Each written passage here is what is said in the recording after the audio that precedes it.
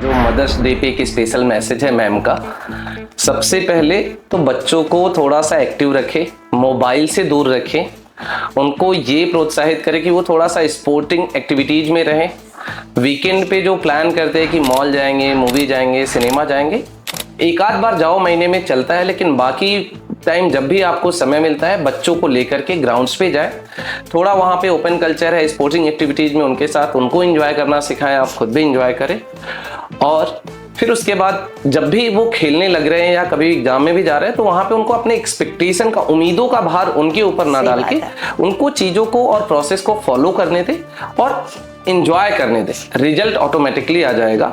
और जो last message था मैम का कि नहीं, 1000 में से 2 ही लोग पोडियम पे जाएंगे, बट बाकी लोग ऐसा नहीं कि वो उनको कुछ नहीं मिलता है। स्पोर्ट्स बहुत सारी चीज़ें सिखाता है, आपको डिसीजन मेकिंग सिखाता है, आपको फिट बनाता है, आपको टीम के साथ कैसे बात विचार करना है, 4 लोगों के बीच में कैसे एडजस्ट करना है, वो सारी चीज़ें सिखाता है। सब लोगों के मन में एक ही था, हमें हमारे देश के लिए खेलना है। जो पेट्रियोटिज्म उस टाइम था वो अलग सा ही था।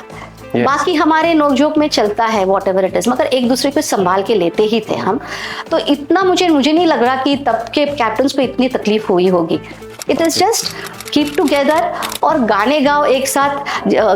इसमें हम हिंदुस्तानी करके हम गाना गाते थे बस में जाते वक्त। okay. ये जो पेट्रियोटिक सॉन्ग्स थे वो गा के हमें बहुत और एक हम भारत के बाहर जाने के पहले, कौन सा भी टूर्नामेंट के जाने से पहले हम सारे मंदिर, मस्जिद, गुरुद्वारा, चर्च, इन चारों जगह जाके मत्था टेक कर ही बाहर जाते थे। पूरी टीम। जब आप 1980 के ओलंपिक में सिलेक्ट हुई, सो उस टाइम आपका रिएक्शन कैसा था? क्योंकि जैसा आपने बोला कि आपको ज्यादा चीजें पता नहीं होती थी, आप उतना केयर नहीं करती थी, आप बस खेलना, हाँ, खेल को एंजॉय करना और जीतना, इतना ही मतलब था। सही बात है। तो ओलंपिक में जब सिलेक्ट हुई तो उस टाइम तक क्या कुछ फीलिंग कैसा था? हाँ, वो तो तब तक तो सियानी हो गई थी, थोड़ी सियानी हो गई थी। आपको बहुत सारे अवार्ड मिले, जिसमें कि सबसे जो पहला मिला था आपको छत्रपति शिवाजी महाराज अवार्ड मिला था। फिर उसके बाद जो भारत में एक खिलाड़ी के लिए सबसे प्रतिष्ठित सम्मान होता है अर्जुन अवार्ड, वो भी मिला।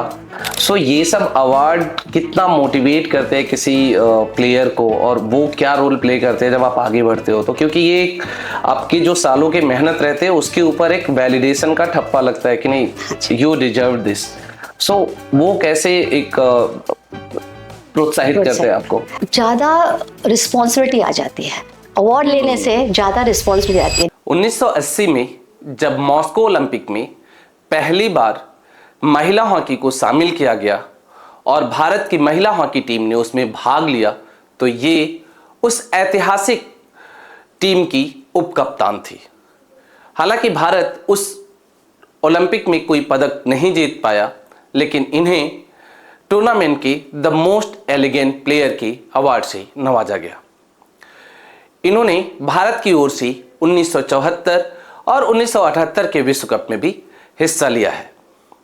इनके शानदार प्रदर्शन और योगदान के लिए भारत के सर्वोच्च खेल पुरस्कार अर्जुन अवार्ड से और महाराष्ट्र के प्रतिष्ठित पुरस्कार शिव छत्रपति अवार्ड से भी नवाजा गया है। इसके बावजूद जब हमने इन्हें द राइजिंग भारत पॉडकास्ट पर आने के लिए आमंत्रित किया तो इन्होंने पूछा कि आप मुझे क्यों बुला रहे हैं, मुझे कौन सुनेगा, आपको तो किसी स्टार को बुलाना चाहिए।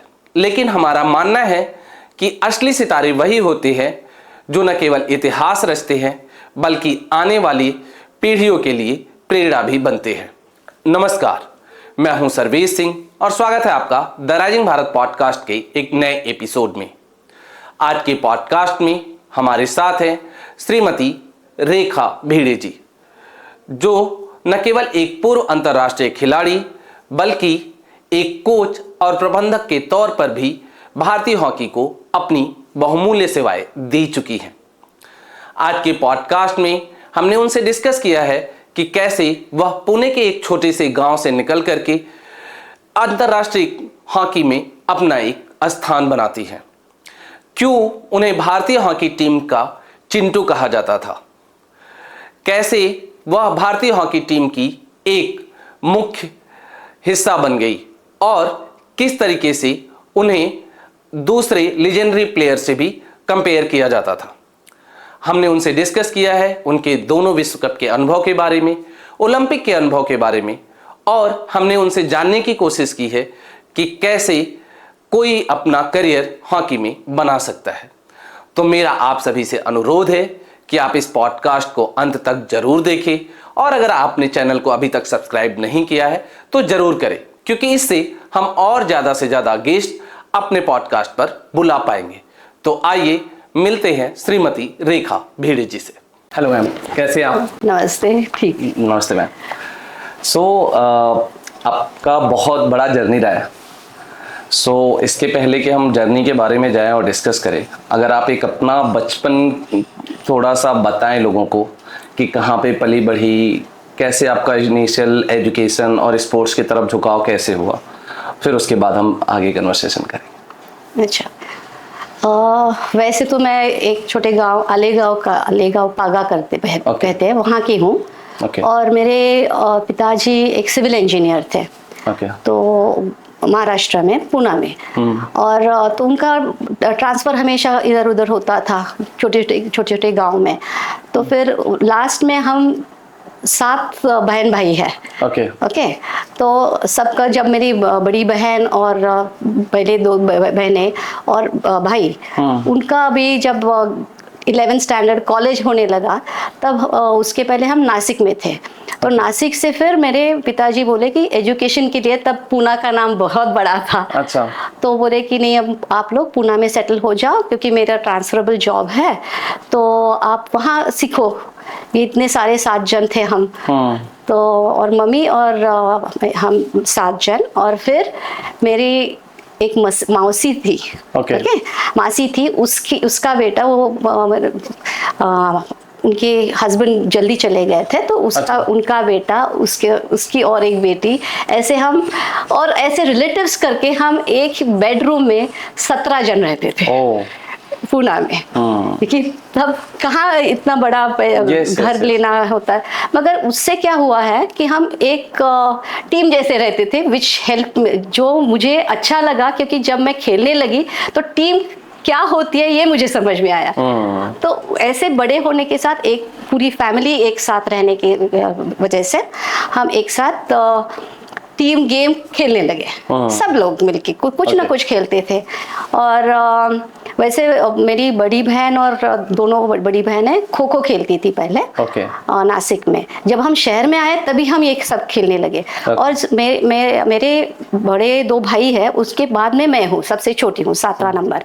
तो थोड़ा सा आप बोलते हैं टॉमबॉयिशपना आ जाता है उनके साथ, क्योंकि सब छोटी है तो सब लाड करते थे सब। तो इससे फिर मुझे इधर आके फिर मेरे पिताजी और मम्मी को लगा कि नहीं, इधर पुणे में तो अगर बड़ा होना है तो इंग्लिश थोड़ी होनी चाहिए। तो मेरे को सिर्फ उन्होंने एक कॉन्वेंट स्कूल में डाला, बाकी सब हमारे मराठी स्कूल में ही पढ़े हैं।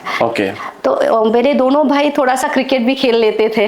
अच्छा। तो थोड़ा सा हमारे यहाँ खेलना बहुत सबको अच्छा लगता था। एंड देवर क्या बोलते, प्रोत्साहन देते थे खेलने के लिए। तो जब मैं स्कूल में गई तो मैं एथलीट थी, 100 मीटर्स और 200 मीटर्स। अभी गांव के लोग क्या, हम दौड़ते ही रहते इधर, तो थोड़ा सा स्पीड होता था। तो हमारे स्कूल के डीन डॉक्टर सर थे स्पोर्ट्स के, तो उन्होंने बोला चलो हम इंटर स्कूल में, तब इंटर स्कूल जो खेले जाते थे वो एक बड़ा इवेंट होता था, और एक बोलते हैं ना प्राइड का इशू था। तो मैंने खेला, एंड उससे मैं इंटर स्टेट उसमें सिलेक्ट होगी, अंडर 10। ये कौन से ईयर की बात है मैम? This was in 1969। 69 70 इस साइड, नहीं सॉरी, इट वाज इन 1964। 69 तो मैं खेलने लगी हॉकी। तो उस टाइम फिर एक बार ऐसे खेलते खेलते, घर में ही खेलते खेलते, एक वॉश बेसिन मेरे पैर पर गिरा, and my full heel from behind was cut। और फिर मेरा खेलना एथलेटिक्स तो खत्म हो गया, बिकॉज स्पीड तो चली गई फिर। एंड देन मेरा एक पैर छोटा नीचे हो गया, सो दैट वाज डिफॉल्ट। तो मगर फिर भी मेरे स्कूल, जब मैं 1 साल मुझे लगा सब ठीक होने के लिए, और फिर मेरे स्कूल के कोच ने बोला कि रेखा नहीं, आप हॉकी खेलो, क्योंकि मेरे स्कूल में हॉकी थोड़ा अच्छा था। हाँ, वो एक गेम बड़ा खेला जाता था, क्योंकि हमारे 2 टीचर्स थे वो जो स्टेट के लिए भी खेलते थे। एक एंग्लो इंडियन थी, मिसेस आगा करके, she was Anglo Indian come she was this thing, and दूसरी थी मिसेस परेरा, वो पारसी थी। वो दोनों इंडिया के लिए खेलते थे हॉकी।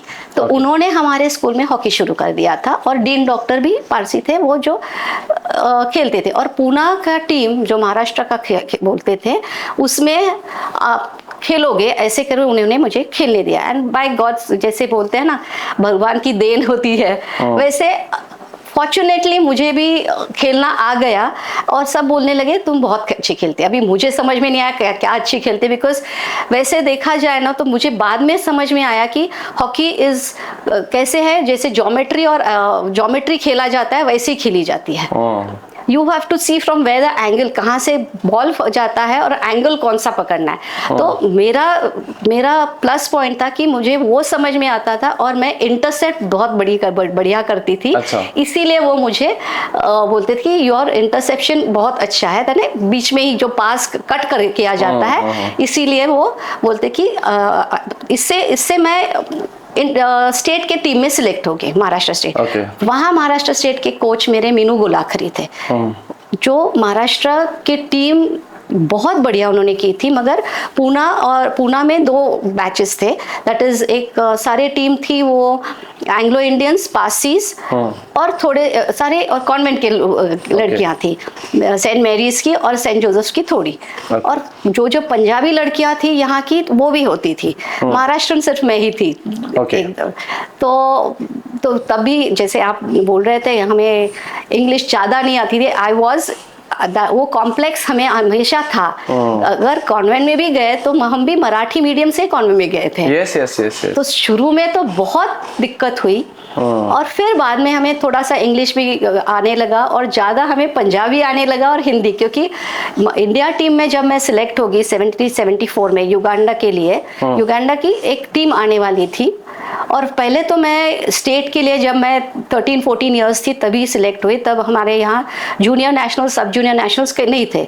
बट बिकॉज मेरा एंटिसिपेशन ज़्यादा अच्छा था and I was a bit fast, इन लोगों ने मुझे महाराष्ट्र सीनियर स्टेट टीम में लिया।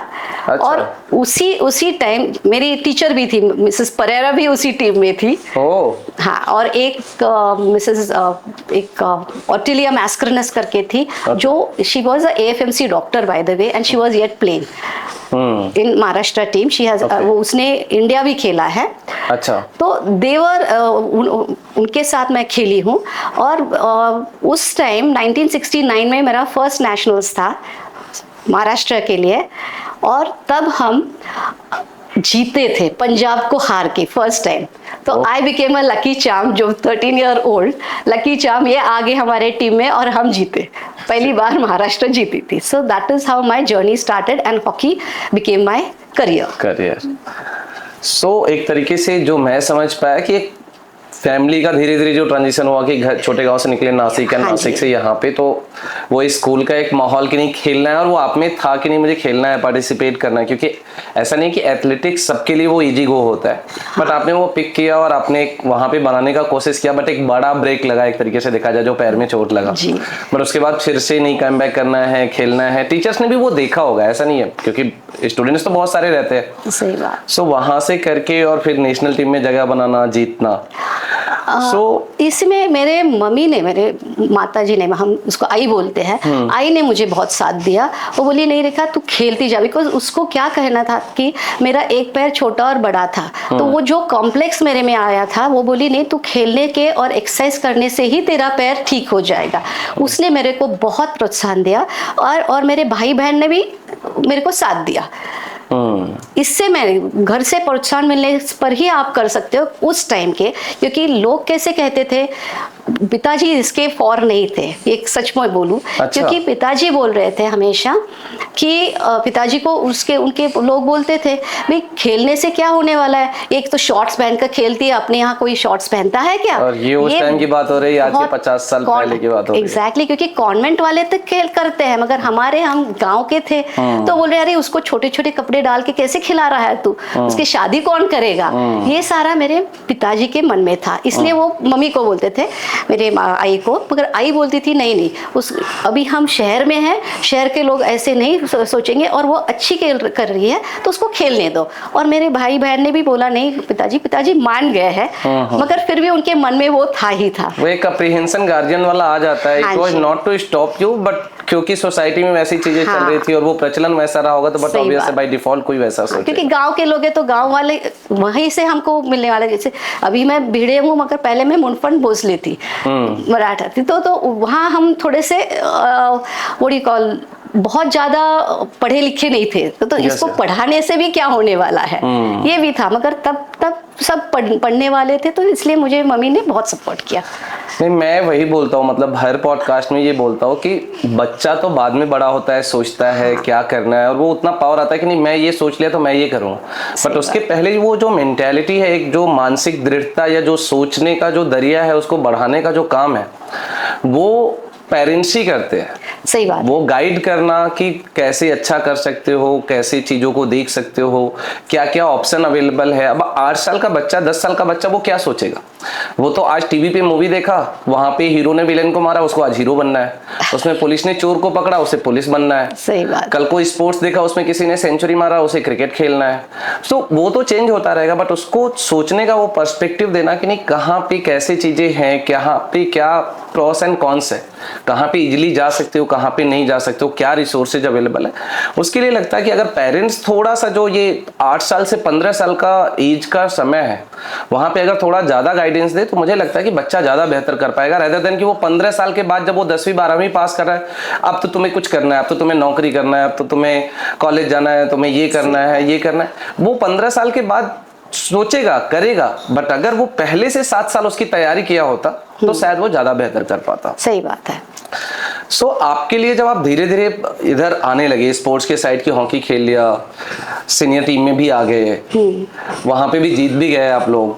सो ये कैसा, मतलब एक फीलिंग कैसा था जब जीतने के बाद? वो कैसा लगा? एक तो होता है कि आपने स्टार्ट एज अ हॉबी किया था कि ठीक है, एज अ ऑप्शन लिया कि नहीं अभी दौड़ नहीं सकती हो तो मैं हॉकी खेलती हूँ, सही बात है। वहां पे भी एक तरीके से नेम मिलने लगा।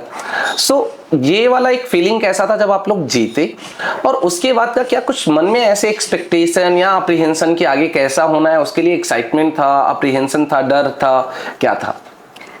सही बोले तो मेरे मन में कुछ भी नहीं था क्योंकि उस टाइम समझ ही नहीं थी इतनी कि हाँ जीते हैं तो लोग, सब लोग डांस कर रहे हैं, हम डांस कर रहे हैं, जीते हैं, मगर स्टेट जीते हैं ये भी मेरे को समझ में नहीं आ रहा था। 13-14 इयर्स, अभी आजकल के लड़कों को समझ में आता है, उस टाइम हमें कुछ नहीं समझ, कि स्पोर्ट्स कल्चर ही नहीं था।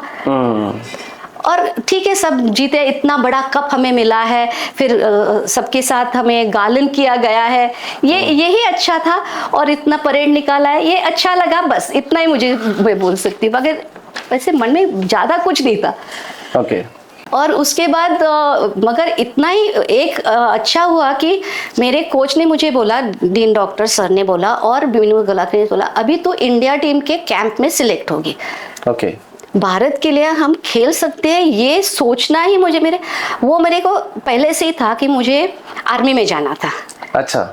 पहले से मुझे पता नहीं क्यों पुलिस या आर्मी में जाना था, मगर तब लेडीज को नहीं लिया जाता था, but that was this thing, क्योंकि मेरे जीजाजी एक थे जो आर्मी में थे, फिर मेरे एक भाई था जो भोसला मिलिट्री स्कूल में सीख रहा था, तो मुझे वहां जाना था। तो वो मेरे को तो देश के बारे में पता नहीं, पहले से मुझे अच्छा लग रहा था कि देश के लिए मैं खेल सकती हूँ। इसलिए जब मेरा सिलेक्शन हुआ कैंप के लिए, तो जो फीलिंग मुझे हुई वो बहुत अच्छी थी, जो जीतने से, स्टेट जीतने से नहीं हुई, मगर इंडिया टीम के कैंप में मैं सिलेक्ट हो गई, इसके लिए बहुत बड़ा अच्छा हुआ। और उसमें भी जो मैं पढ़ रहा था, यंगेस्ट टीम मेंबर आप थे टू रिप्रेजेंट द कंट्री। सो ये कौन से ईयर का बात है? ये 73 एंड 74। अच्छा। 74 में फोर्थ वर्ल्ड कप था फ्रांस में, ओके। तो आई वाज सिलेक्टेड, वहाँ मैं सिलेक्ट हो गई फ्रांस जाने के लिए। ओके। ठीक है, तो कैंप तो हमारा पटियाला में था और बालकिशन सर थे हमारे। अभी इसमें भी आपको बता दूं कि वहाँ पटियाला में इतने बड़े बड़े पैलेस में हमें रहते थे। वहाँ सुबह से 4 बजे हमें उठाते थे, खेलते थे हम। और मगर एक अच्छा बात, जब अभी मुझे समझ में आ रहा है कि दैट इज थोड़ा बड़े होने के बाद हमें सिखा रहे थे बालकिशन सर, जो गोल्ड मेडलिस्ट थे ओलंपिक्स के। अच्छा। फिर बलदेव सर थे और भोला सर और क्लॉडियस सर, ये 2 है जो आपने मेंस हॉकी के गोल्ड मेडलिस्ट है ओलंपिक्स के, वर्ल्ड कप के, जो ध्यानचंद जी के साथ भी खेले हैं। अच्छा। तो वो हमारे कोचेस थे। ये हमें 2-3 साल के बाद समझ में आया, तब फर्स्ट टाइम तो मुझे नहीं समझ में आया था। मगर क्लॉडियस भी और वो बालकिशन सर ने मुझे चिंटू करके बुलाना शुरू किया कि आई वाज शॉर्ट। अच्छा। अभी पंजाबी लड़कियां एंग्लो इंडियन बहुत बड़ी थी, इसलिए सबको आश्चर्यचकित हो गया कि ये कैसे छोटी सी लड़की हमारे। मगर खेल देखने के बाद बालकिशन सर ने मुझे नाम दिया चिंटू। और फिर क्लॉडियस सर आए तो वो भी शॉर्ट थे और मैं भी राइट हाफ खेलती थी और वो भी राइट हाफ खेलते थे। So they used to compare with Claudius sir, जो बंगाल के थे वैसे। मगर वो ये विजिटिंग जो ओलंपियंस थे वो हमारे यहाँ विजिटिंग कोचेस करके आते थे। अच्छा।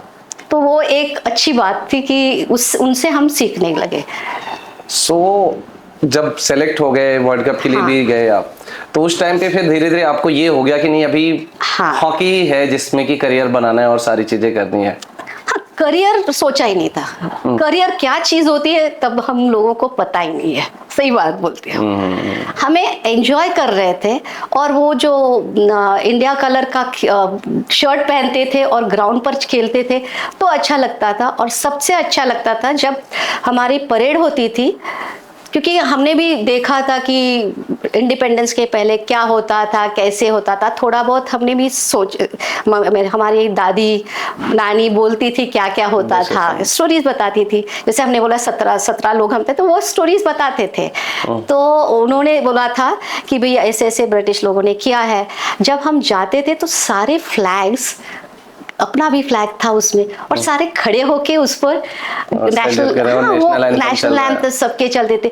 वो जो फीलिंग है ना वो बहुत बढ़िया है कि भाई हमारे लिए गोरे लोग भी खड़े होके स्टैंड हो रहे हैं। तो हाँ, खड़े लोग होके हमारे तालियां बजा रहे हैं। ये जो फीलिंग है ना वो थोड़ी ज्यादा मेरे में शायद होगी, पता नहीं क्यों। नहीं, वो क्योंकि आपने पहले ही बोला कि आपको आर्मी में जाना था, देश की सेवा करनी थी, तो ये तो और भी बड़ा एक तरीके से था कि जहाँ पे आप जा रहे हो और वहाँ पे देख रहे हो लोग आपके साथ खड़े हो रहे हैं और नेशनल एंथम पढ़ रहे हैं ऑल। सो कभी बीच में ऐसा कहीं ऐसा कोई चैलेंज आया हॉकी के टाइम पे जब लगा हो कि नहीं लग रहा है थोड़ा टफ हो रहा है जर्नी? वैसे तो आई थिंक भगवान का मैं शुक्रिया अदा करूंगी कि उन्होंने मुझे इतना आशीर्वाद दिया है कि जो भी मेरे परेशानी हुई है वो कैसे पार करनी है वो मुझे सिखाया है। जैसे आपको अभी पता है आजकल के हॉकी में आप नी पैड लगा सकते हो, आप शिन पैड तो हमारे टाइम भी थे मगर वो थोड़े से थे, आप टीथ के लिए भी लगा सकते हो, फिर फेस मास्क लगा सकते हो। और मुझे बालकिशन सर ने बोला तू फास्ट है तो जो पेनल्टी कॉर्नर्स होते हैं उसके लिए रशर मैं हमेशा फर्स्ट थी। अच्छा। I was always the first Rusher. तो वो जो कुछ भी न पहन के जाना, फर्स्ट जो फिटर है उसके सामने जाना, वो जो डेयरिंग उन्होंने मुझे दिया, और आई वॉज अ डेयरिंग पर्सन। तो उन्होंने जो बताया तो एक बार क्या हुआ, उन्होंने ही हिट लगाई वो प्रैक्टिस के टाइम और वो पूरे मेरे नी पर आके गिरी एंड मेरा नी इतना बड़ा हो गया था। और उसके पहले ही क्या हुआ था, चार्ल्स गोलकीपर थे, आपको पता होगा इंडिया टीम के चार्ल्स गोलकीपर थे, उनका भी कैंप उधर लगा था और हमारे पहले ही 2-3 महीने उनको भी ऐसी चोट लगी थी। अच्छा। और उधर के डॉक्टर थे, उन्होंने उनको 4-5 इंजेक्शन दे दिए थे उसमें और हिज करियर पानी हो गया और उनका करियर ही खत्म हो गया। तो अभी मैं भी पटियाला में थी तो उन्होंने मुझे वहां लेके गए, मगर पता नहीं बालकिशन सर को क्या लगा, उन्होंने मुझे भी 2-3 इंजेक्शन दे दिए पैर में और हमें जाना था इस टूर्नामेंट के लिए, स्पेन के लिए। Okay. That was in 76. This happened around 76. तो सर बोले, सर को किसने पता नहीं, वही डॉक्टर है. He literally came running और उन्होंने बोला नहीं इनको इंजेक्शन नहीं दें, वो दूसरे हॉस्पिटल में लेके गए. और उनको क्या था कि उन्होंने बोला इनको लेके ही जाना है. मैं सिर्फ एक ही रशर थी पेनल्टी कॉर्नर के लिए. वो हमने इस ओलंपिक में अमित रोहिदास का सबने नाम सुना. हाँ, एक मैच नहीं खेल पाए थे, तो वो सबको इम्पोर्टेंस समझ में आया कि रसर का कितना ज्यादा इम्पोर्टेंस होता है. तो I can totally relate to it. Exactly. So ऐसे करके उन्होंने वहां लेके गए मुझे और थैंकफुली मिला कि भगवान की मेरे इस पर इतनी कृपा है कि वो मेरा ठीक हो गया कुछ न होके. और फिर मैं चली गई स्पेन में. फिर ऐसे हो गया वो. कैसा रहा स्पेन का टूर्नामेंट? उसके बाद गए आप, तो उसके बारे में अगर कुछ यादें हो. हाँ, एक पता है वर्ल्ड चैंपियनशिप था 76 की होगी, 78 शायद होगा. Now I cannot relate the years. उसमें एक बड़ा उसमें 12 टीम्स थी. ओके. एंड हम जर्मनी को भी बीट करके there was in the semi-finals, okay, quarter finals, semi-finals, and we would have gone into semi-finals. सिर्फ एक मैच हमने खेलनी थी अर्जेंटीना के साथ. तब भी एस्ट्रोटर्फ नहीं था उधर. ओके. इट वाज, और हम जीत रहे थे. बालकिशन सर ही हमारे कोच थे तब. और हम जीत रहे थे और 1-2 मिनट पहले, और वहाँ कैसे स्टेडियम नहीं था. स्टेडियम नहीं होता था, ग्राउंड होता था. और जब पब्लिक है वो आजू बाजू खड़ी रहती थी. एक ही टाइम 2-3 मैचेस चलते थे. अच्छा. हाँ. तो जो आते थे इधर देखते थे, उधर देखते थे और जाते थे. ओके. तो मगर जो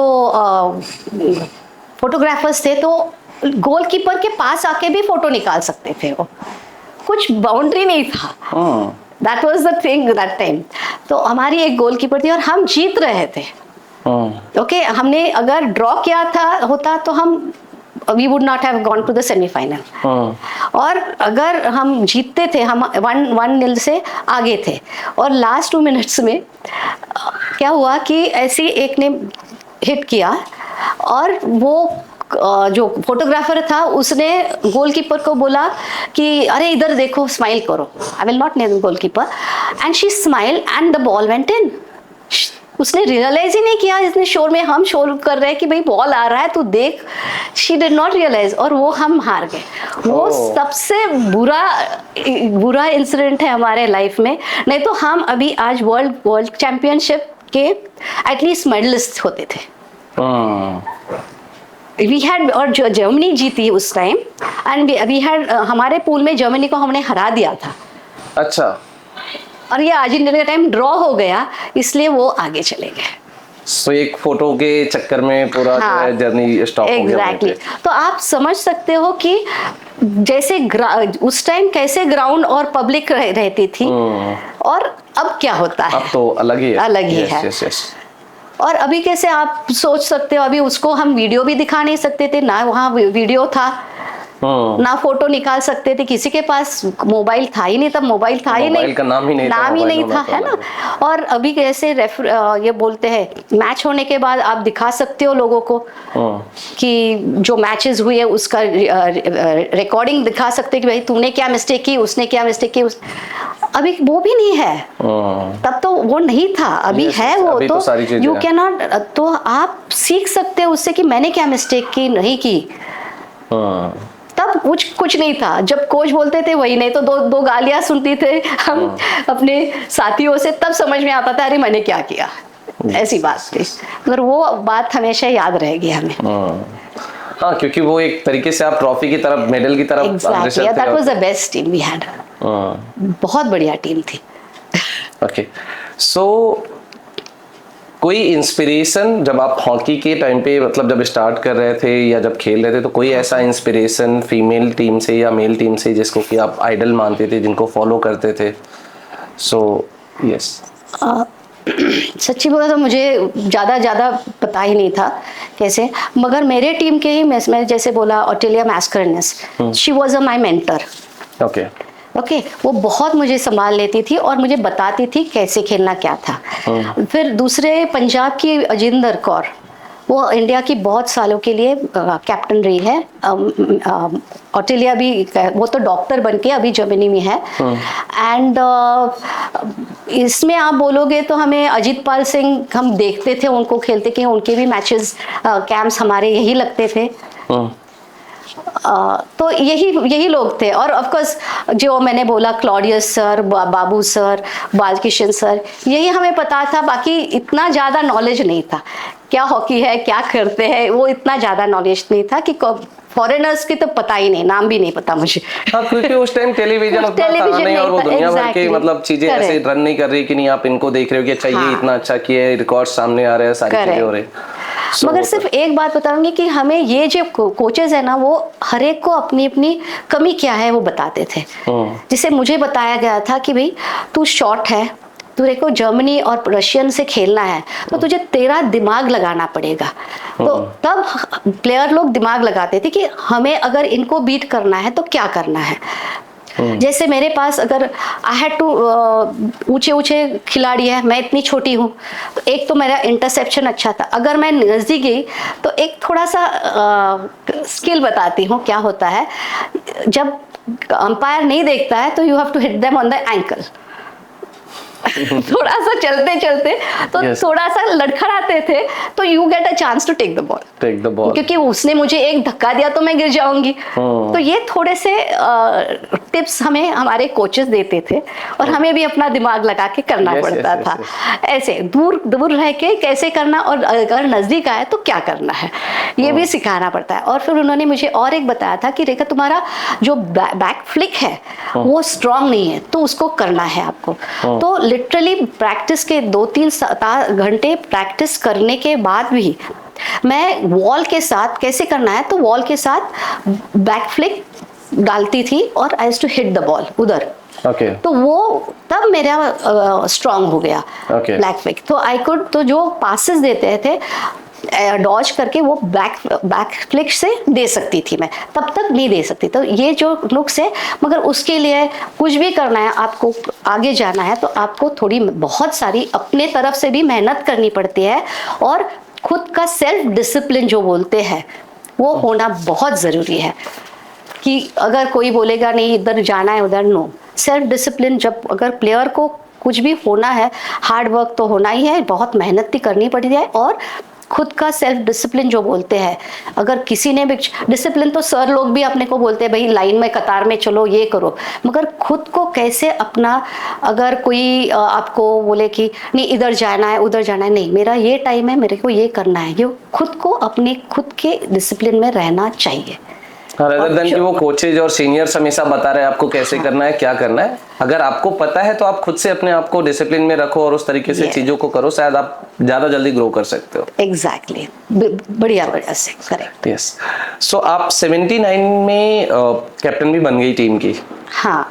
सो उस टाइम कैसा था, मतलब एक कभी स्पीड में जर्नी चल रही है, टीम में आते हो, आप खेलते हो, वर्ल्ड कप खेलते हो, फिर उसके बाद टीम के कैप्टन भी बनते हो, टीम को मैनेज भी करते हो, और आपने खुद बोला कि एक तरीके से shortest team member in the team की चिंटू के नाम से जाने जा रहे हो, और सारे टीम मेंबर्स को आपको मैनेज करना है, तो वो कैसा एक्सपीरियंस था?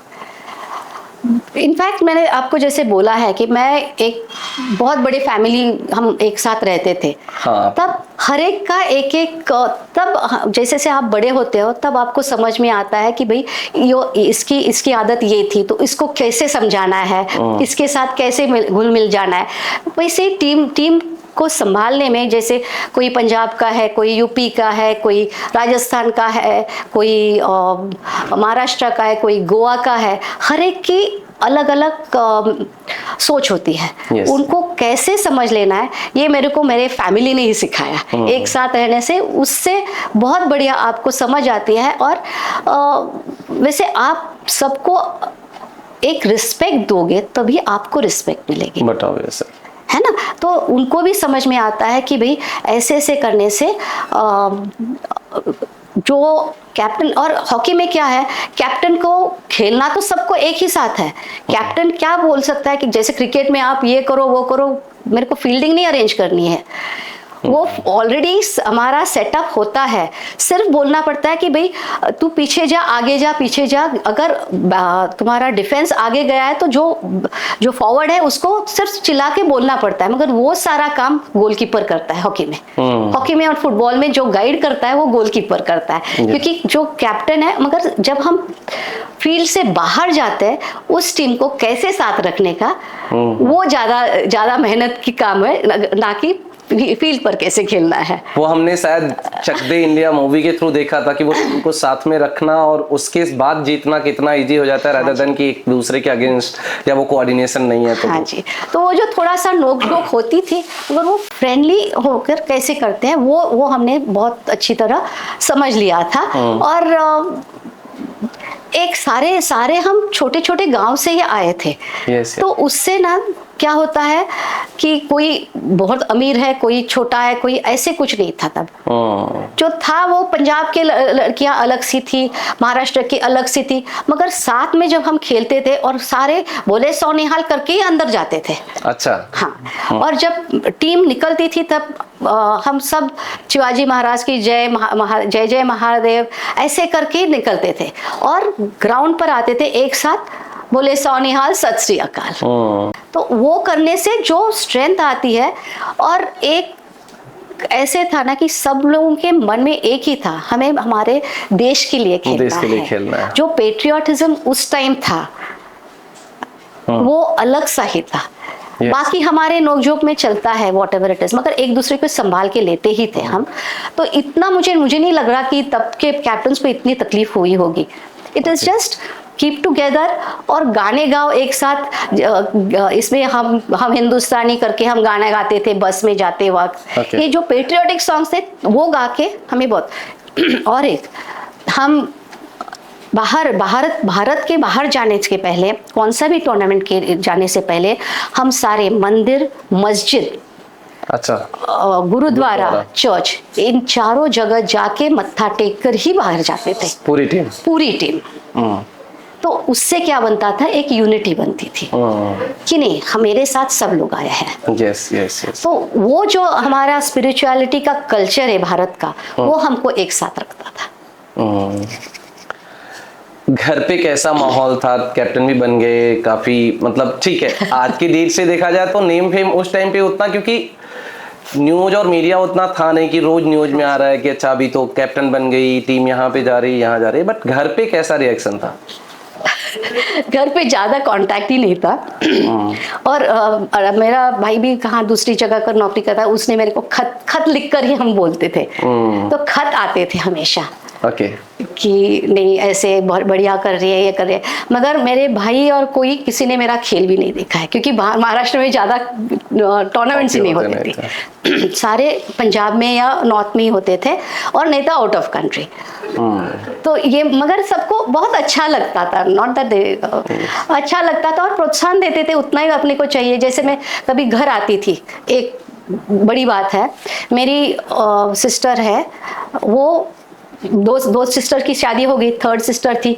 जब मैं घर आती थी वही, और पिताजी तो बाहर ही थे, दो भाई सीखने के लिए बाहर गए थे, बाहर में देश के बाहर नहीं मगर नौकरी के लिए दूसरे गांव में, स्टेट में गए थे। अच्छा। फिर वो बहन, मैं और मम्मी थी। जब हमको छुट्टी मिलती थी दो महीने के बाद, थोड़े दिन घर में, मेरी वो सिस्टर पूरे मेरी बैग भर के, पूरी बैग वो ही भरती थी, और ये सारे कपड़े वपड़े धो के बेके, क्योंकि हमें उनको पता था कि हम जब कैंप में होते हैं तब हमें हमारा सब कुछ करना पड़ता है, कपड़े धोना, कपड़े ये करना सारा।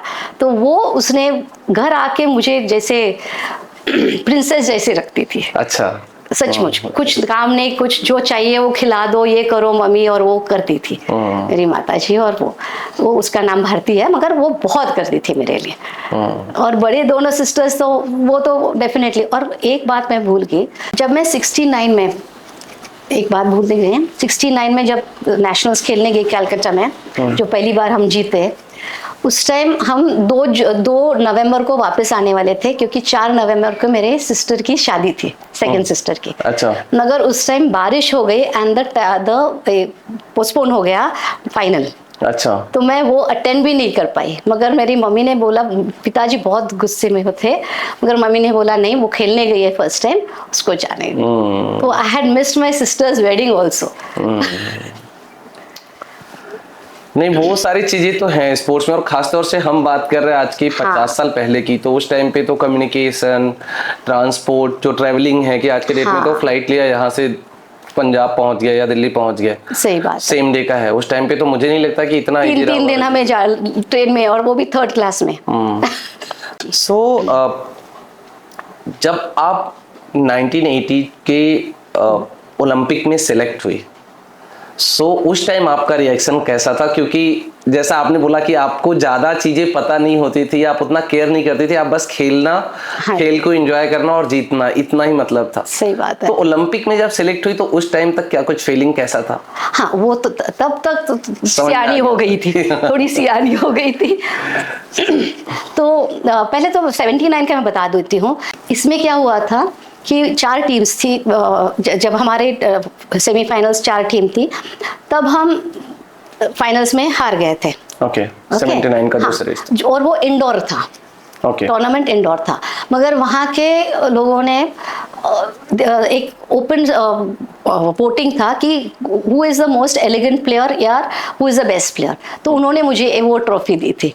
अच्छा। हाँ, तो वो मेरे पास है, वो ट्रॉफी, ऐसे सेमिनार होता है, वो दी थी उन्होंने। सो दैट वाज, तब से मुझे जरा फीलिंग आने लगा, यस आई एम समबडी। क्योंकि वहाँ से यहाँ रिपोर्ट भी हो गया, फिर लोगों ने आके हमें बताया कि नहीं, तब से जरा सयाने होके, जब आपने बोला अभी I will come back to the Olympics के लिए, तब फर्स्ट टाइम हमारा कैंप पूना में था। ओके, SRPF, और हमारे वुमेन्स हॉकी एसोसिएशन की प्रेसिडेंट थी मिसेस दमानिया। ओके, नवाज दमानिया। तो उसने इधर लिया था कैंप।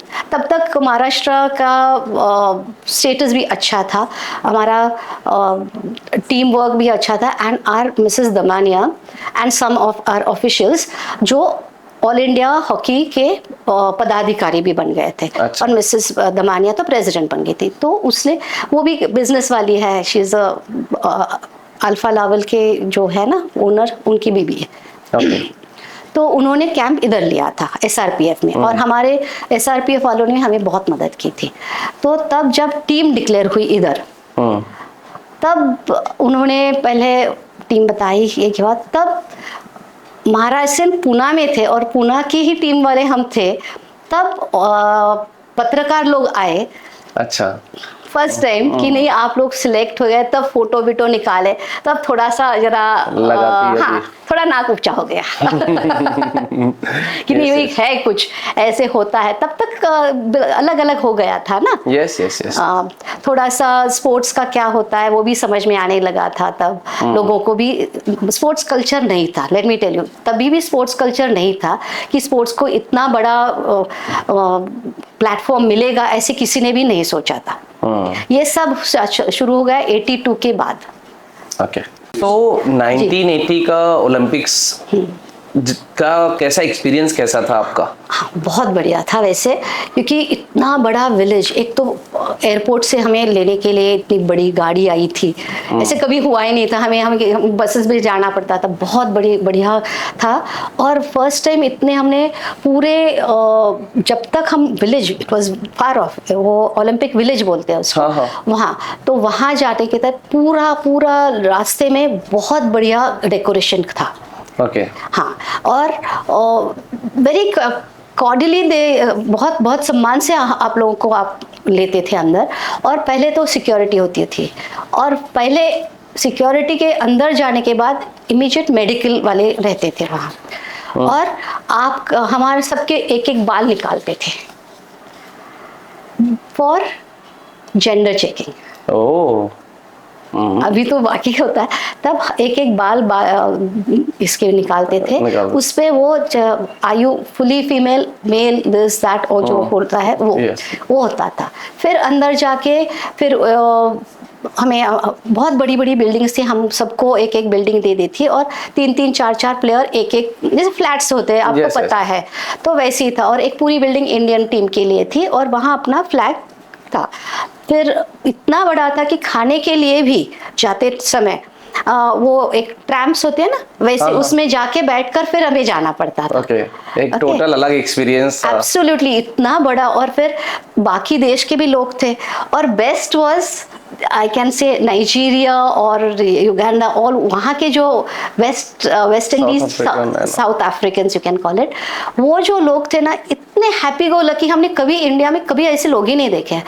हमेशा म्यूजिक लेके डांस करते ही चलते हैं वो। अच्छा, कंप्लीट वहाँ वो इसमें बैठेंगे नहीं, वो चल के डांस करते ही जाएंगे कहीं भी। तो वो जो हैप्पी फीलिंग था कि अरे हाँ, हम क्यों नहीं ऐसे रह सकते, एक अलग ही माहौल है, अलग माहौल रहता है। ऑफ कोर्स वहाँ तब हमें पता ही नहीं था कौन से बड़े बड़े प्लेयर आए हैं। As I told you, our GK was nowhere because we didn't know what was happening तब। और फिर वहाँ जब ओपनिंग था, हम सब तैयार होके सारी बीड़ी डाल के सब मार्च पास के लिए गए थे। वहाँ भी वो जो सभी जगह वो इतना बड़ा बड़ा मीशा था, पूछो मत। और खाने के लिए तो it was a big this thing, मगर जो वेजिटेरियन थे उनको थोड़ा सा दिक्कत हुई थी। अभी तो सब होता है, मगर वहाँ वेजिटेरियन के लिए दिक्कत थी बहुत। तो ज़्यादातर नॉन वेज, तो हम बटर और ये खाते थे। और एक बात मैं फ्रांस की बता दूं, वहाँ भी दिक्कत थी। वहाँ तो हमें होटल्स में जाके ही खाना पड़ता था। अच्छा। अलग अलग, हर एक टीम को अलग अलग था। तो वहाँ ऐसे फिश देते थे, कभी कभी जो नॉनवेज थे वो फिश लेते थे, पूरा का पूरा फिश आता था। तो एक पंजाबन थी, वो तो बोल रही थी, भाई ये तो मेरे को देख रहा है, मैं नहीं खा सकती उसको। ऐसे भी जोक्स होते थे तब। इधर भी ऐसे ही होता था। बट एनीवे, तो हम जब मार्च पास के लिए सब, सारी बीड़ी किसी को पहनने आती थी तब, मगर वो हमारा आउटफिट था। और पूरा मीशा बीशा हमारे साथ ही चलते थे वो मैस्कॉट। और फिर मार्च पास्ट होने के बाद आपने देखा होगा ओपनिंग कितना बढ़िया था रशिया का। सबसे पहले उन्होंने जो शुरू किया, तब अभी बाकी हो गया था। एंड उसके बाद द लाइटिंग ऑफ द जोत, यस, टॉर्च, करेक्ट, वो जो हुआ था वो बहुत ही बढ़िया था। यानी इतना सुंदर दिख रहा था कि बस। और हमको पहले मार्च पास करके फिर बाजू में बिठाया था सारे लाइन में। ओके। नीचे ही बैठे थे हम सारे, ऐसे नहीं कि बाबा कुर्सी पर बैठे। और वो सारा उनका जो शो था वो चल रहा था। so, वो था। और एंड जब खत्म हुआ ओलंपिक्स, उसके बाद भी मैं बता दूं, तब भी मार्च पास था, तब भी हम चले गए। तब जो आपने भी देखा नहीं होगा तो देख लो कभी, कि मीशा को ऐसे उन्होंने गुब्बारे लगा के ऊंचा करके, दैट इज टॉय बिग मीशा, एंड वो उन्होंने छोड़ दिया ऊपर। अच्छा। और उन्होंने ऐसे दिखाया कि उसके आंखों से आंसू आ रहे, because it was the end of the Olympics, closing ceremony. बहुत टचिंग था। एंड मगर एक ओलंपिक्स में हमें हमेशा स्पोर्ट्समैनशिप बहुत बढ़िया दिखेगी आपको, क्योंकि सारे जन, एक ही इंडियंस ही नहीं एक साथ रहेंगे, सारे देशों के लोग हाथ मिलाकर पूरा नाचते हैं, पूरा रिंग। अच्छा, ओके। कोई कौन पता नहीं, कौन कैसे है क्या पता नहीं, but we used to end में, that is end of this thing.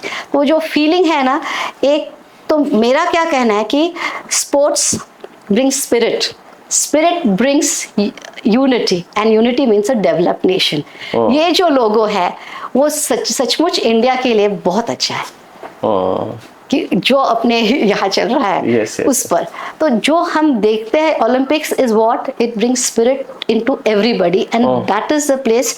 वही एक जगह है जहाँ आप एक ह्यूमन क्या बोलते हैं, एक दूसरे को कैसे रिस्पेक्ट कर सकते हो, कौन सी भी कंट्री का हो आदमी। यस। एक ह्यूमैनिटी जो वो है, वो होती है स्पोर्ट्समैनशिप की, वो ओलंपिक्स में ही दिखाई देगी आपको। सो कोई ऐसा यादगार मैच, क्या एक्सपेक्टेशन थी जब आप लोग जा रहे थे ओलंपिक्स में, कि क्या जीतना है, क्या करना है, क्योंकि वो कन्वर्सेशन तो रहता है। सही बात है। और कोई स्पेशल मैच जो आपको याद हो? से बोले थे हम, we were a team where we could have won gold. Okay. See, देखो क्या हुआ था 1980 में, कुछ European countries they had withdrawn, withdrawn from entering into Olympics में भाग लेने के लिए। तो यहाँ अभी 8 ही टीम्स थी। ओके और पहले मेन का तो चल रहा था, ये फर्स्ट टाइम ओलंपिक्स में वुमेन्स हॉकी आया था। ओके और it was on the basis of जैसे आप 70 वर्ल्ड कप वर्ल्ड चैंपियनशिप के आपके स्टैंडिंग पर आपको क्वालिफिकेशन था। तो हम हमेशा 4th और 5th ही रहे थे, ये सारी टीम हमारी। तो वहाँ इसलिए हम क्वालिफाई हो गए, क्योंकि पहले 2-3 टीम्स नहीं थे, यूएसए से नहीं थे, बट तब एशियन टीम हमारी ही थी बस। जापानीज और चाइनीज ये लोग ज्यादा नहीं खेलते थे तब हॉकी। ये स्टार्टेड उनका 82 के बाद चालू हो गया, बाद में एशियन सर्किट शुरू हो गया तब। तो हम एशियन के टीम एक ही थे। ओके तो उस टाइम क्या हुआ था कि मेन का कैसे था, 2 पूल्स बनाते थे और जो फर्स्ट 2 पूल्स के आते थे, फर्स्ट एंड सेकंड, तभी भी आपको पता है it used to be cross for the semifinals. That is pool A का फर्स्ट और बी का 2, वो क्रॉस खेलते थे सेमीफाइनल। अभी हमारे इसमें 80 टीम्स थी। ओके तो हमें इतना पता नहीं, हमारे ऑफिशियल्स को पता था या नहीं, बट उन्होंने क्या किया, वी प्लान्ड इट। जिम्बाब्वे के साथ हम सब पहले गए थे, तो हमारे मैचेस बाद में थे, तो we used to practise matches हमारी चलती थी वहाँ। प्रैक्टिस मैचेस में क्या करते थे, हम सबको हराते थे। Only tough team was Czechoslovakia. It was a very tough team. I mean, it was a very good team. Nice, उनका टीम वर्क बहुत अच्छा था। तो वही टीम थी जो जरा ज़्यादा अच्छी थी। सोवियत यूनियन को हमने हराया था। प्रैक्टिस मैचेस हम सारे एक दूसरे के साथ खेलते थे। जिम्बाब्वे के साथ तो हम हमेशा जीतते थे। जिम्बाब्वे अच्छी टीम नहीं थी। ओके इट वॉज बहुत अच्छी बढ़िया टीम, ऐसे भी नहीं, but they were rugged. Rugged बोलते हैं ना, रगेड टीम प्लेयर्स होते थे। तो उस टाइम क्या हुआ, हमारे कोच वो जिम्बाब्वे की टीम को भी कोच बन गए। ओके ये हो गया, whatever it is, he used to guide them, whatever it is. तो उन्होंने क्या किया, हम टॉप में आते थे, that is in the leagues में, पूरा लीग खेला, सारे टीम का लीग ही हो गया। यानी सारे एक दूसरे के साथ खेले, क्योंकि 8 ही टीम थे, 4-4 बनाने नहीं पाते थे वो, क्योंकि इनके 12 टीम थे मेन के। So they wanted to continue this thing. So whatever the rules were, we don't know, the players don't know the rules. It is the managers and the coaches duty to find out what it is. Okay तो इन्होंने, हमने सबको, हम सिर्फ हारे थे ज़ेकोस्लोवाकिया के साथ लीग्स में, बाकी सबको हराया था हमने। 1-2 गोल्स, 3 गोल्स, 4 गोल्स। ऑस्ट्रिया था, पोलैंड था, ज़ेकोस्लोवाकिया था, जिम्बाब्वे था, सोवियत यूनियन था, and one more team was there. I told you Zimbabwe. Yes Zimbabwe. हाँ, so 6 teams were there. Sorry, okay whatever it is. तो सबके साथ हम, सिर्फ ज़ेकोस्लोवाकिया के साथ हम हारे थे। ओके और जिम्बाब्वे के साथ हम जीत सकते थे, क्योंकि हम हमेशा उनको, मगर हमारे कोच ने बोला भाई अभी ड्रॉ कर दो ताकि you will come on the second place. अच्छा तक ओके तो वैसे टीम ये करके, ताकि फिर हम क्रॉस खेल सकते हैं। तो वी ड्रू विद देम, 1-1 हो गया हमारा। ओके तो उनके गोल, सबके पॉइंट सेम हो गए, सिर्फ गोल एवरेज में अप डाउन, क्योंकि हम ज़ेकोस्लोवाकिया के हारे थे। ओके और ये सबके साथ ड्रॉ करके थे। अच्छा जिम्बाब्वे। और पता नहीं, हमें पता नहीं कैसे हुआ, क्या हुआ, मगर they did not play the playoffs like this. They said जब अभी स्टैंडिंग है उसी स्टैंडिंग में आए गए। तो we came 4th because we had 1 goal extra. देखिए सबके पास पॉइंट सेम थे, but we had 1 goal against us which was this thing more than them. Okay तो उससे हमारे रैंकिंग हुए और हम 4th आ गए। ये बात हुई। तो this is something which I don't think anybody knows it, but I don't even want to say it all, but this is what it is, that playoffs नहीं हुए थे, बट जैसे लीग के स्टैंडिंग थे उसी में हो गए, बिकॉज हमें लगा रहा था कि प्लेऑफ्स हो जाएंगे, 1st, 2nd, 3rd, 4th। वो हुआ ही नहीं, तो लीग के स्टैंडिंग्स थे उसके बेसिस पे ही फाइनल पोजीशन डिसाइड हो गया। एग्जैक्टली। अदरवाइज आप लोग अगर जी बॉम्बे के अगेंस्ट में जीत जाते थे तो आपकी स्टैंडिंग, जिम्बाब्वे के अगेंस्ट हम जीत जाते थे तो हम स्टैंडिंग में ऊपर ही होते थे। हमने अगर ड्रॉ नहीं किया था, we purposely drew. That was the best part. वो हमारे ध्यान में अभी तक सब टीम मेंबर्स के ध्यान में है ये। और वहां तक आपको पता है 3 ही चेंजेस हो सकते थे। Yes yes yes yes. So कैसा रिएक्शन था जब आप लोग आए वहां से, क्योंकि एक्सपेक्टेशन गोल्ड का आप लोगों का खुद का था, तो बट ऑब्वियस है कि जो मैनेजमेंट रहा होगा, स्टाफ रहे होंगे, जो लोग हॉकी में इंटरेस्ट रखते होंगे, उनको सबको रहा होगा। तो वो कैसा रिएक्शन था और आप लोगों ने उसको कैसे लिया? नहीं, बुरा तो लगा ही लगा। यस। और जब इंटरव्यूज आ गए तो हमने बोला नहीं ठीक है, उस time we did not click. अभी मैं बोल सकती, तब तो मैं बोल नहीं पा रही। तो बोल नहीं सकते कि आपने जानबूझ करके ये ड्रॉ खेला था, ये बोल नहीं पाते थे, मगर फिर भी ऐसे हुआ था। और फिर देन ऐसे भी हो गया कि देखो इंडिया टीम अभी गई है, भारत खेलने के लिए गई थी। और फिर मगर एक अच्छा हुआ कि हमारे साथ ही जो मैन गोल्ड जीते थे वो ही हमारे साथ आए थे, हम सारे लोग साथ में थे, तो सारा अटेंशन उन पर गया, हम पर थोड़ा ही गया। हमारे कैप्टन ने तो दिया होगा जो बयान उसको देना था, और हम लोगों को किसी ने कुछ नहीं पूछा फिर बाद में। Okay. Because they took us like okay, हारने वाले ही थे, ऐसी बात हो गई। बिकॉज क्या होता था, इतना प्रोपेगेंडा होता ही नहीं था वुमेन्स हॉकी का। मगर ये पेवमेंट हमने ही बनाया, जो हम लोग खेलते थे हमने पेव किया है कि इंडियन हॉकी टीम कैसे ऊपर आएगी। क्या हुआ, अगर वह तभी नहीं हम खेलते थे इतने हार्डशिप से कि हमको ज़्यादा खाना अच्छा नहीं मिलता था, या हमको जो डाइट चाहिए था वो नहीं था हमारे साथ, ना फिजियोथेरेपिस्ट था, ना कोई डॉक्टर था कुछ लगा करने के लिए, और अब तो सब है। तब हम उसी तरह सिर्फ हम खेल रहे थे, हमारे देश के लिए खेल रहे थे, नॉट विद द थॉट कि हमें कुछ मिलेगा। yes. जो हमारे गेम के लिए लव था और भारत के लिए खेल रहे, इसी में हम बहुत खुश थे। सही है। सो आपने कब मतलब ये डिसाइड किया कि नहीं अभी एक तरीके से खेल करियर हो गया है और एडमिनिस्ट्रेशन की तरफ जाना है, या कुछ ब्रेक लेना है फिर एडमिनिस्ट्रेशन की तरफ, कैसे था वो? नहीं, फिर उसके बाद 80 में तो मेरी शादी तय ही हो गई थी। इससे हमारे जल्दी करते हैं, तो 81 में मेरी शादी हो गई। और 82 में मेरे को बच्चा हो गया। अच्छा। तो तब ये पार्ट नहीं था कि उसके बाद भी मेरे को एक बार हमारे कोच ने बोला था कि आप चले आओ, क्योंकि नवंबर में ये था एशियन गेम्स। ओके, जो आपने बोला कि 82 एग्जैक्टली, बट उस टाइम वो कल्चर नहीं था कि भाई शादी के बाद आप जाके खेलो, ये करो। तो that is how I stop playing. और मैं रेलवे में काम ही करती थी, तो रेलवे के टीम के साथ मैं जुड़ गई। और जब पूना में थी तो I used to freely go and coach, मुफ्त में इनको स्कूल्स को कोच ने करने लगी। ज़्यादा स्कूल्स कितने पूना में है, उनके साथ कोचिंग के लिए जाने लगे। ओके। और उसमें मेरे हस्बैंड ने और मेरे सास ससुर ने भी मुझे साथ दिया, नहीं तो नहीं कर पाती थी शादी के बाद ये भी। सही बात है। हाँ, तो फिर उसके बाद 5-6 साल तो मैंने कुछ नहीं किया, क्योंकि मेरा ट्रांसफर्स भी बहुत सारे हो गए। हैदराबाद में गई थी मैं, कोंकण रेल में काम किया, नई मुंबई में काम किया, बम्बई में ही मैं करती थी। 15 इयर्स अप एंड डाउन किया मैंने, पूना बम्बई। ओके। बम्बई में मेरी पोस्टिंग थी। तो ऐसे शादी के बाद यही चल रहा था मेरा। और फिर जब 2009 में मैं वापस एडमिनिस्ट्रेशन में आ गई।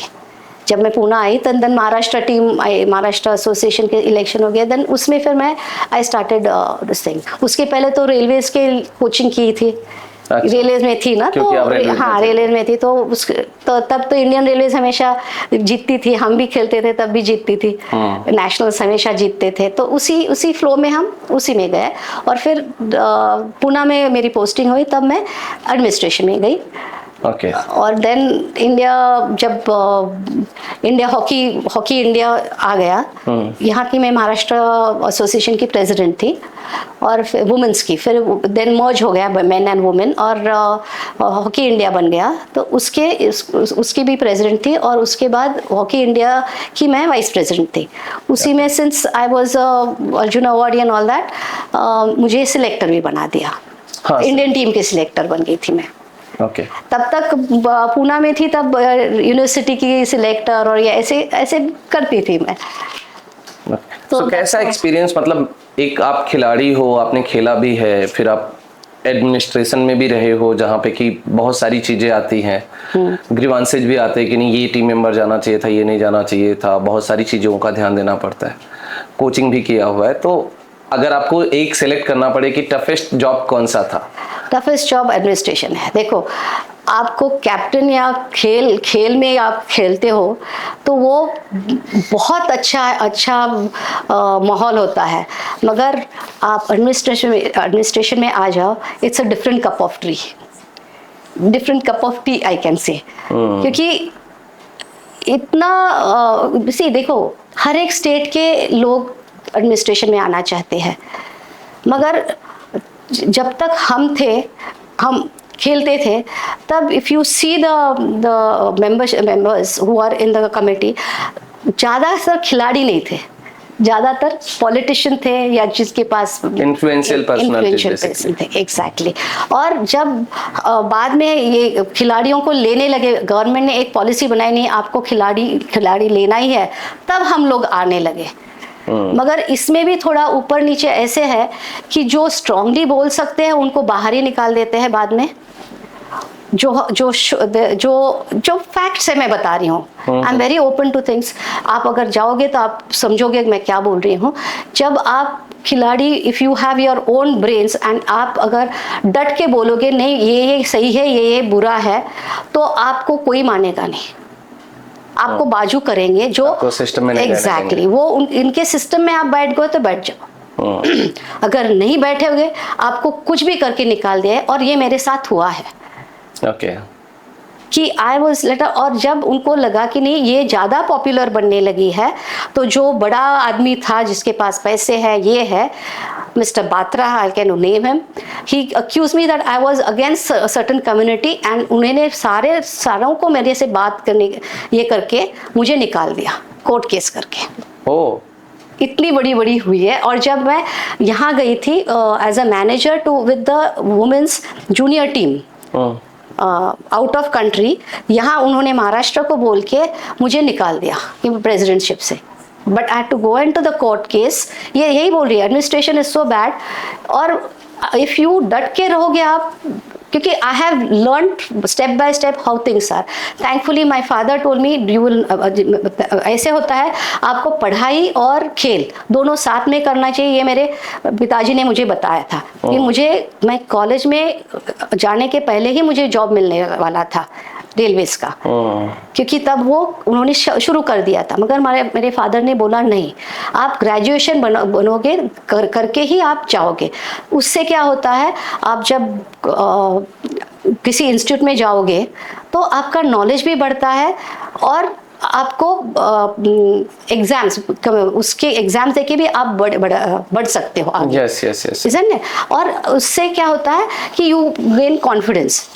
तो इसमें आप डटकर आप अगर बात कह सकते हो तो ही आप उसमें रह सकते हो। और ऐसे लोगों से भी आपको पल्ला पड़ता है कि आपको निकालना है, क्योंकि उनको डर लगता था कि मैं प्रेसिडेंट बन जाऊंगी एंड आई विल, और सब मेरे साथ थे लोग, मगर इसलिए कि मैं किसी कम्युनिटी के अगेंस्ट हूँ, इसलिए मैं जब I think I was in Thailand, वहाँ हमारी टीम रनर्स अप आई थी, जूनियर टीम। उस टीम की मैं मैनेजर कम कोच थी, और उन्होंने यहाँ दे करके मुझे निकाल दिया था। आप बोल रहे थे क्यों मैं नहीं कर जा रही इसमें, क्योंकि इतना बड़ा इसमें ये होता है ना, if you have self respect you will not go into administration again. जो आप पैनल में है, अभी टर्की है उसके, वो भी ठीक है, मगर अगर आपके पास एजुकेशन नहीं है तो ये जो लोग हैं बाहर ही बैठकर सब प्लेयर्स को हाजी करने के लिए मजबूर कर देते हैं। True. This is the fact of this thing. I know I am speaking a bit too much, but these are the facts at present. नहीं, वो तो है, वो तो हम भी बाहर से देखते हैं कि बहुत सारे खेलों में अगर देखा जाए तो जो खिलाड़ी हैं उनसे ज्यादा पॉलिटिकली इन्फ्लुएंस्ड लोग या पैसे वाले एम्पावर्ड लोग हैं वो ज्यादा रहते हैं। So that matters.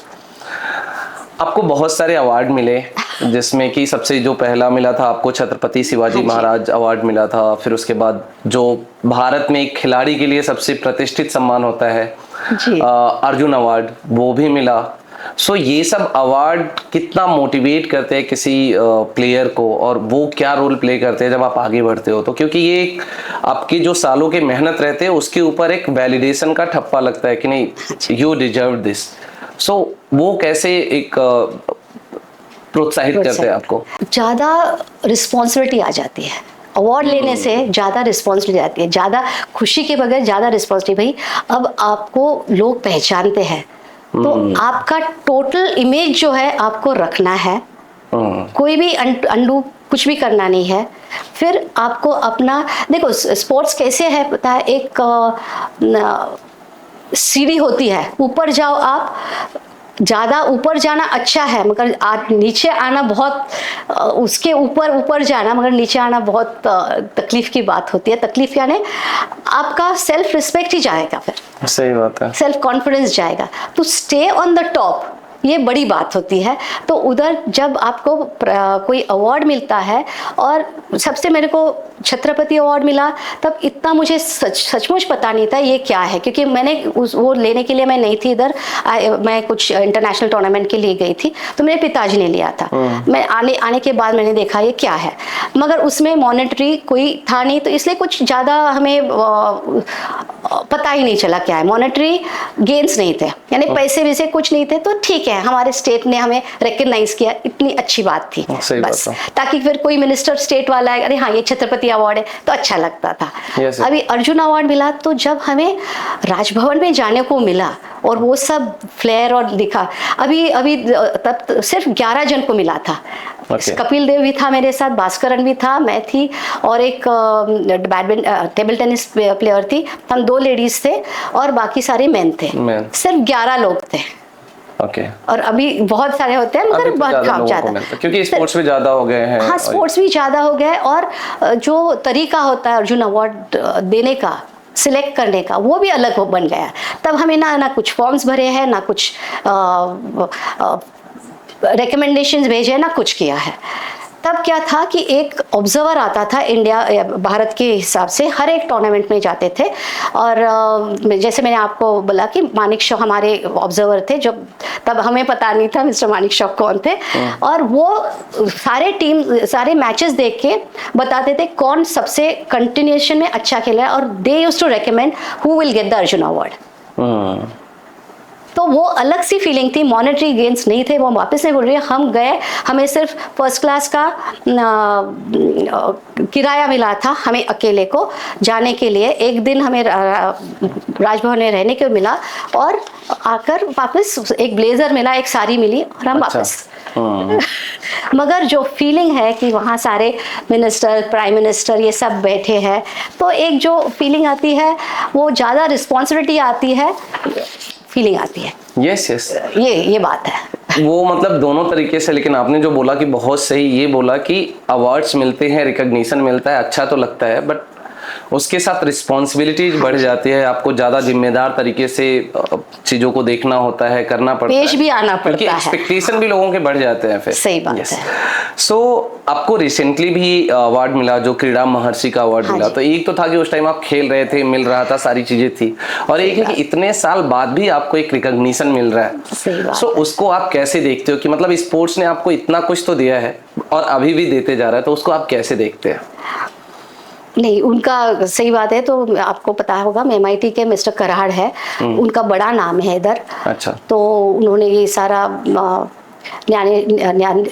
हमारे ज्ञानदेव है ना, उनका आनंदी में है, वो सारा उन्होंने ये किया है, और ग्लोबल भी वो उनका बहुत सारा रिकग्निशन है। तो वो उन्होंने हमें दिया है अवार्ड, क्योंकि अभी भी मैं बहुत सारे स्कूल्स में या किसी फंक्शंस में मोटिवेशन टॉक्स देती हूँ। ओके। तो वो सुनकर और वो करके उन्होंने शायद मुझे सिलेक्ट किया होगा। और इससे क्या होता है कि किसी स्पोर्ट्स डे को जाओ, और एक इसमें बात ऐसी है कि जब भी मैं जाती हूँ, I do not take a single pay from any institution or school or wherever I go. Yes. It is मैंने खुद का मैंने क्या है कि जब मैं किसी को सीखने में मेरे को जो मिला है और मेरे बात से कोई क्या बोलते हैं उसको प्रोत्साहन ले रहा है या कुछ सीख रहा है, बच्चों को सिखाना हमारा काम है। मेरे को जैसे हमारे कोचेस ने या मेरे टीचर्स ने सिखाया है, जैसे ही मेरे बात से कोई प्रोत्साहन ले रहा है, खेल में आ रहा है, अभी तो उनको स्पोर्ट्स करियर भी कल्चर बन गया है, तो इससे पेरेंट्स भी मोटिवेट हो जाए कि अपने बच्चों को खेल सके, और इससे अपना बच्चों को भी समझ में आएगा नहीं, खेलने से अपनी सेहत भी हो सकती है, और सबसे बड़ी चीज़ होती है कि खेलने से आपको आपका डिसीजन मेकिंग पावर चुटकी में हो सकता है, और खिलाड़ी 2-2 सेकंड में अपनी डिसीजंस ले सकता है। ऐसे सोच के नहीं, क्योंकि आपको एक सेकंड का भी आपको महत्व समझ में आता है। 1 सेकंड भी होगा तो भी आप बास्केटबॉल में वो पॉइंट्स ले सकते हैं। गोल आपको याद होगा तो 73 या 75 में जो मेंस ने लास्ट 5 मिनट्स में एक्स्ट्रा टाइम में आपके गोल्स किए थे, और वहां से हम वो वर्ल्ड कप जीते थे। तो टाइम का महत्व समझ में आता है खेलने से। ये सब सारी चीज़ें मैं बच्चों को बताती हूँ कि भाई आपको, जैसे मैं वापस बोलती हूँ, सेल्फ डिसिप्लिन क्या होता है, कैसे खेलना है, क्या करना है, और आपको जो अभी it's more than fitness, sports अभी का जो है, you have to be fit to be whatever it is more of आपको फोकस रहना है। हिंदी में क्या बोलते हैं उसमें, आपको एक लक्ष्य देना है, एक लक्ष्य को आगे रख के ही आपको आगे चलना है। फिटनेस तो उसके साथ ही आएगा आपको। तो अभी का slogan more than fitness, it along with fitness it has to be focus on what you want to do. सही बात है। ये ऐसे मेरी सोच है। आगे जैसे आप छोटा सी बोलोगे कि bad day in office, rather a good day in office is better than a bad day on the field। इससे क्या होता है, अगर अच्छा भी होगा तो फील्ड में आप जाओगे तो आपकी पूरी बॉडी भी रिलैक्स हो जाती है एंड तंदुरुस्त भी रह सकते हो। सही बात है। ये ऐसे थोड़े से बातें होती है। जहां से हमने कन्वर्सेशन स्टार्ट किया था, हाँ जी, क्योंकि आपने बोला कि आपकी माँ का बहुत बड़ा रोल है, जहां पे भी आप पहुंची, जो आपने सोचा और खेला। अभी एक मदर्स डे आने वाला है, 11 मई को मदर्स डे है। हाँ। मैं चाहता हूं कि क्योंकि आप बेटी भी रही हैं, माँ भी हैं, आपका क्या मैसेज है सारी माँओं के लिए, कैसे वो अपने बच्चों का पालन पोषण करे, अपना कैसे देखभाल करे, क्योंकि आज के ज़माने में वो दोनों चीज़ें इंपॉर्टेंट है। आपका उनके लिए क्या मैसेज है, क्या बोलना चाहेंगे? देखो, आजकल की माताएं हैं ना, वो सारी वर्किंग वुमेन है, बहुत सारी वर्किंग वुमेन है, और अनेक काम पर भी जाती है, और जो नहीं जाती है उनके लिए भी मैं बता दूंगी आपको। मगर उनको ये भी समझना चाहिए कि खुद भी फिट होना चाहिए, और अपने बच्चों को ज़्यादा से ज़्यादा आपका जो है आजकल मोबाइल उससे थोड़ा दूर रख के ग्राउंड पर आने दो। और एक चीज़ है ऐसी है कि अभी आप स्पोर्ट्स एक करियर करके भी चुन सकते हो। Yes. पहले जो था कि करियर नहीं कर सकते थे, लोग बोलते थे उस खेलने से क्या होगा, आपका जो खेलते हैं उनकी बुद्धि, ब्रेन आपके घुटने में है। मगर मैं बोलूंगी अरे घुटने में है तो घुटना नहीं होगा तो आप खड़े कैसे हो गए? आपको ऑपरेशन तो करना पड़ेगा, आपका घुटना दुखने लगेगा। तो ऐसी बात है। तो इसलिए मुझे कहना है कि अभी ऐसे नहीं चलेगा, आपको उनकी पढ़ाई और खेलना ये दोनों चाहिए। मगर आप खुद उनके साथ सैटरडे संडे जब भी आपको छुट्टी होती है, एक अपने भारत में एक कल्चर होना चाहिए कि छुट्टियों के दिन, शनिवार, सैटरडे, संडे जो भी है, शनि या संडे, हाँ, जब आपका छुट्टी है, घर वाले भी जो घर में भी काम करते हैं, दैट इज हाउस मेकर है, उनके लिए भी मैं बोल सकती हूँ कि आप एक दिन ऐसे निकालो, पूरा छुट्टी के दिन टीवी देखो, पिक्चर जाओ, इसके या मॉल में जाओ, आप ग्राउंड पर लेके जाओ बच्चों को, एक साथ आप खेलो, उसका आनंद लो और फिर आप देखो कि आपका बच्चा भी उसमें जाएगा, कि वो भी खेलने के और आपकी भी सेहत रहेगी और बच्चे को भी बच्चा भी खेलने में तंदुरुस्त भी रहेगा और उसकी रुचि भी हो सकती है। कौन सा भी खेल खेलो, फिर उसके बाद उसको क्या करना है क्या नहीं, दैट तो आपके कोच या कौन है उसको, और उसकी रुचि किसमें है ये देखना चाहिए। आजकल क्या हो गया है कि सबको इंस्टेंट चाहिए, इंस्टेंट रिजल्ट। ये माताओं को तो मैं हमेशा बोलूँगी कि आप मैच के लिए उसके जाओगे, अगर आपका बच्चा खेल रहा है तो उसका प्रेशर मत डालो। जैसे आप बोलते हैं एग्जाम के लिए प्रेशर मत डालो, उसको बहुत खुशी से जाने दो। उसको बोलना बेटा तू तेरा 100% डाल दे, 110% डाल दे। कुछ बात कोई किसी को बोलेगा नहीं कि भाई तू ऐसे नहीं खेला, ऐसे नहीं। बच्चों को बोलना चाहिए कि भाई नहीं खेलना है आपको, मन लगा के खेलो, 100% दे दो। और माताओं ने उनको उनके थोड़ा जो खाना पीना है वो भी देखना चाहिए, डाइट का।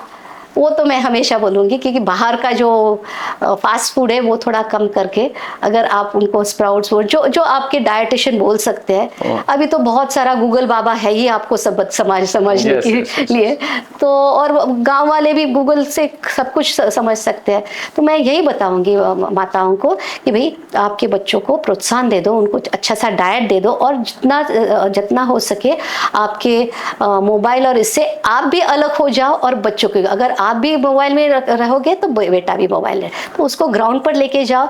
और फिर ये भी बता दूंगी कि देखो 1000 लोग खेलने वाले, 2 ही लोग पोडियम पर जाएंगे। सही बात है। मगर ये 1000 जो बचे हैं उनका एक लाइफस्टाइल अलग सा हो जाएगा। आपकी तंदुरुस्ती होगी, अगर मैं बोल रही हूँ, और आपके मैनेजमेंट, आपको टाइम का मैनेजमेंट भी समझेगा और आपका डिसीजन मेकिंग भी पार बढ़ जाएगा, तो जो आपके पूरे जीवन में आपको साथ देगा। सही है। एक तरीके से मैं समराइज करने का कोशिश करूंगा, जो मदर्स डे पे एक स्पेशल मैसेज है मैम का।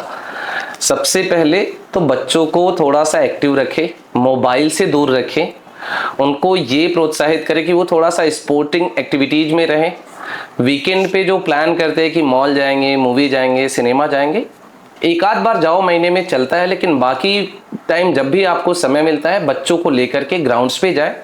थोड़ा वहाँ पे ओपन कल्चर है, स्पोर्टिंग एक्टिविटीज में उनके साथ उनको एंजॉय करना सिखाएं, आप खुद भी एंजॉय करें। और फिर उसके बाद जब भी वो खेलने लग रहे हैं या कभी एग्जाम में भी जा रहे हैं, तो वहाँ पे उनको अपने एक्सपेक्टेशन का, उम्मीदों का भार उनके ऊपर ना डाल के उनको चीज़ों को और प्रोसेस को फॉलो करने दें और इंजॉय करने दें, रिजल्ट ऑटोमेटिकली आ जाएगा। और जो लास्ट मैसेज था मैम का कि नहीं 1000 में से 2 ही लोग पोडियम पे जाएंगे, बट बाकी लोग ऐसा नहीं कि वो उनको कुछ नहीं मिलता है। स्पोर्ट्स बहुत सारी चीज़ें सिखाता है, आपको डिसीजन मेकिंग सिखाता है, आपको फिट बनाता है, आपको टीम के साथ कैसे बात विचार करना है, 4 लोगों के बीच में कैसे एडजस्ट करना है, वो सारी चीज़ें सिखाता है। तो हम इसी के साथ एंड करेंगे पॉडकास्ट के इस एपिसोड का। Thank you so much ma'am, आपने इतना सारा टाइम दिया, उसके लिए बहुत बहुत धन्यवाद। Thank you so much. Thank you.